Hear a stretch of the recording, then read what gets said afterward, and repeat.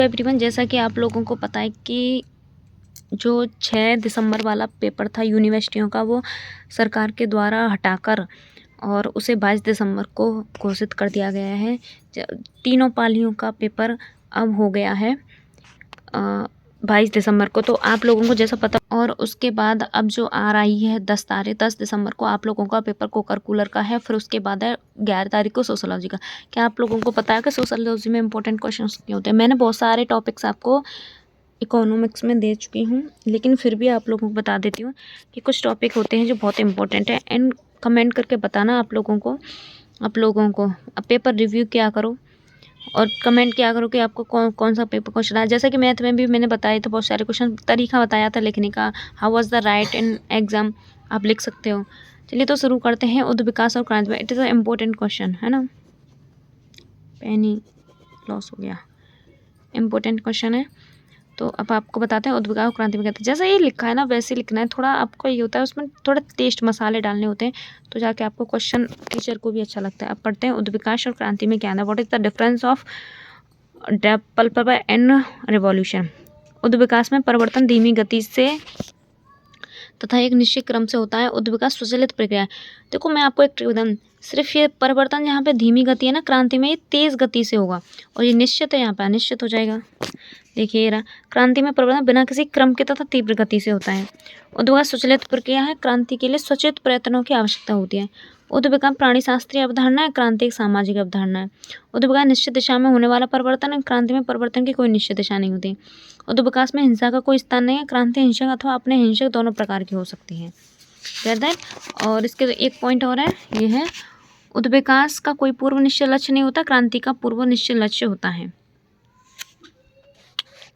अब ये पढ़ेंगे सामाजिक परिवर्तन का रेखीय सिद्धांत क्या है।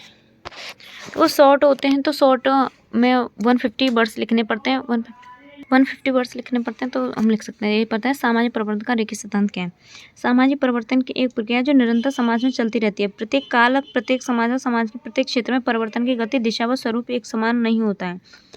कहीं परिवर्तन रेखीय गति से होता है तो कहीं चक्रीय रूप में। इसलिए विद्वानों ने सामाजिक परिवर्तन के सिद्धांत को भिन्न भिन्न ढंग से प्रस्तुत किया है।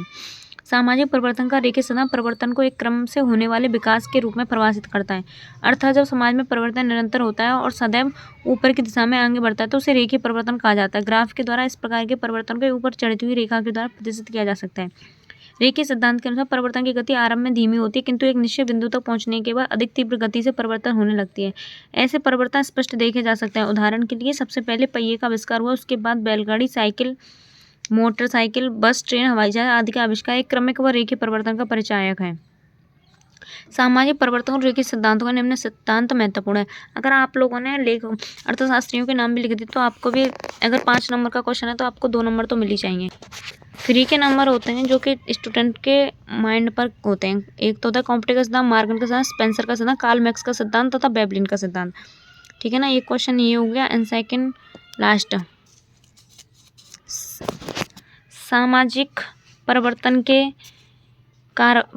आर्थिक व मार्क्स पर सामाजिक विचारों की व्याख्या कीजिए। कार्ल मैक्स ने सामाजिक परिवर्तन को प्रौद्योगिकी व आर्थिक कारकों को जीवंत माना है, इसलिए उनके सिद्धांत को आर्थिक निर्धारणवाद, इकोनॉमिक डिटरमिनाइज कहा जाता है। उन्होंने कहा कि उत्पादन प्रणाली से ही हमारे सामाजिक और राजनीतिक संरचना से निर्धारित है। मार्क्स का कहना है कि मानव इतिहास में अब जो परिवर्तन हुए उत्पादन प्रणाली में उत्पन्न के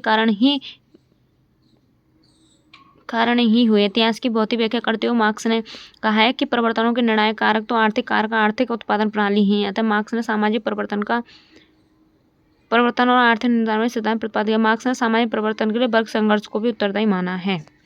and thank you so very much. Like and subscribe my channel. Thank you.